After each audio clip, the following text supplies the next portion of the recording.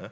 정말 우리가 하나님은 선이신데 그 선을 따라 우리가 그렇게 살고자 했는가라는 것을 한 해 동안 점검해 봐야 한다는 겁니다.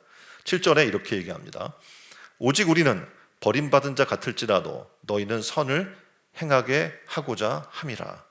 그러니까 믿음의 시금석은 이겁니다. 내가 섬김을 받고 있는가 아니면 섬기고 있는가. 그러니까 섬김을 받고자 하는 사람들이 일반적인 세상의 모습이라면 우리 믿는 사람들은요 섬기고자 하는 것이 모습이 우리의 믿음의 사람의 모습인 줄 믿습니다. 그것이 시간이든지 재능이나 물질이든지 섬길 때 비로소 우리의 믿음은 성장하기 시작합니다. 이스라엘 백성들은 애굽에서 400년 동안을 노예 생활을 합니다. 하나님은 이런 노예 근성을 벗도록 하기 위해서 이런 명령을 내리시죠. 출애굽기 22장 28절로 29절의 말씀이 이렇게 나와 있어요. 너는 재판장을 욕하지 말며 백성의 유사를 저주하지 말지어다. 너는 너희 추수한 것과 너희 짜낸 집을 드리기에 더디게 말지니며 너희 처음 난 아들들을 내게 줄지며. 여기 첫 번째 뭐라고 얘기하고 있냐면 재판장을 욕하지 말래요. 그러니까 노예의 특징 중에 하나는 뭐냐면 항상 주인을 욕해요. 그러니까 원망과 불평이 있는 거예요. 그래서 일꾼들은 뒤에서 항상 자기를 시키는 주인의 급에 있는 사람들을 욕하면서 스트레스를 해소하게 되어 있습니다.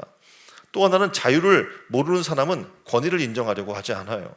존중하는 것이 무엇인지도 모릅니다. 내 마음이고 내 자유니까. 굉장히 개인 이기주의에 빠져 있게 되죠.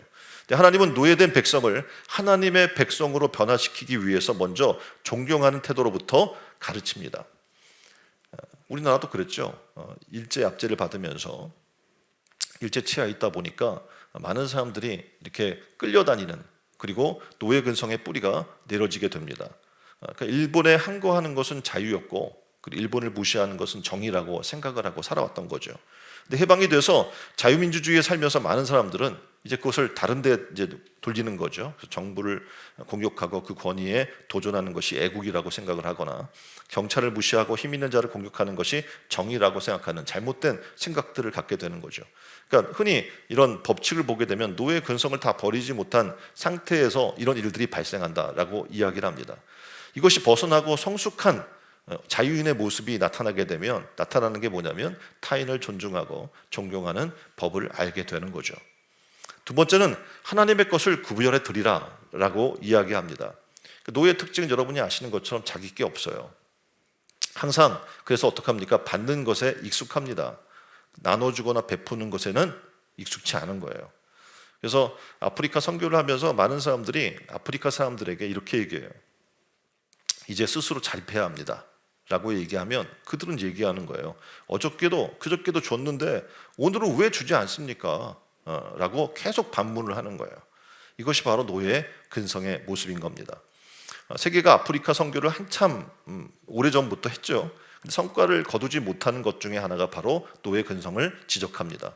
하나님은 이스라엘 백성들에게 주는 것을 훈련시키는 힘으로 노예 근성에서 그들이 벗어나기를 원했던 겁니다.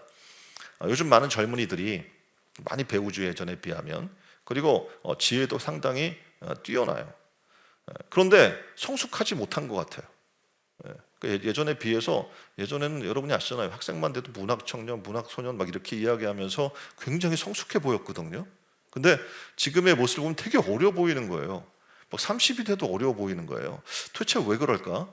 그래서 사람들이 조사를 해보니까 요즘 젊은이들의 특징이 뭐냐면 받기만 한다는 거죠. 그래서 오랫동안 부모 밑에서 받아 썼기 때문에 자립할 능력이 그들에게 없기 때문에 그래서 말씀드렸던 것처럼 이렇게 자립해서 남을 관용하고 베풀고 할 수 있는 마음들이 적다라고 얘기를 합니다.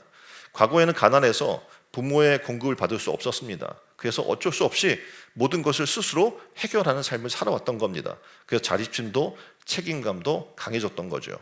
우리가 남을 섬기며 베푸는 순간부터 우리는 자유를 경험하게 됩니다.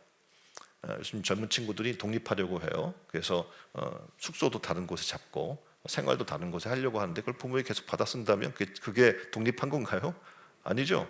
그러니까 스스로 문제를 해결할 수 있는 자리로 나가야 그것을 우리는 독립이라고 이야기를 합니다. 그럴 때 우리는 어떡합니까? 하나의 독립된 사람으로 다른 사람 가정을 책임져 줄 수도 있고 대소사에 같이 참여도 하게 되고 관심도 갖는 그런 일들을 갖게 되는 겁니다. 자, 세 번째는 이렇게 얘기해요. 안식하라고. 안식하다라는 목적이 뭡니까? 너희는 노예가 아니다라는 겁니다. 그러니까 노예는 일에 매여 있습니다. 그 휴식이 없어요. 일도 자유롭게 하는 것이 아니라 억지로 끌려다니며 일을 하게 되는 것이죠. 그런데 자유인은 아시는 것처럼 쉴 줄도 알고 일할 줄도 아는 겁니다. 그래서 하나님께서 이 이스라엘 백성이 애굽의 노예로 살던 그 삶의 틀을 벗어나지 못해서 그들에게 얘기해 주고 있는 거예요. 너희는 더 이상 노예가 아니다. 자유자로 살아라 라고 얘기해 줍니다. 또 하나가 뭐냐면 타인을 존중하라는 겁니다. 우리가 아직 타인에 대해 적대적이라면, 사람 보면서 계속 비평하고 판단하고 적대시하는 그런 삶을 살고 있다면 그는 굉장히 미숙한 자입니다. 남을 존중하는 사람은요, 남을 욕하는 사람보다 성숙한 사람이고, 베푸는 사람은 받는 사람보다 더 성숙한 사람입니다. 자원하는 마음으로 섬기고 그리고 헌신할 줄 아는 사람은 억지로 하는 사람보다 어떻게 해요? 성숙한 사람이겠죠.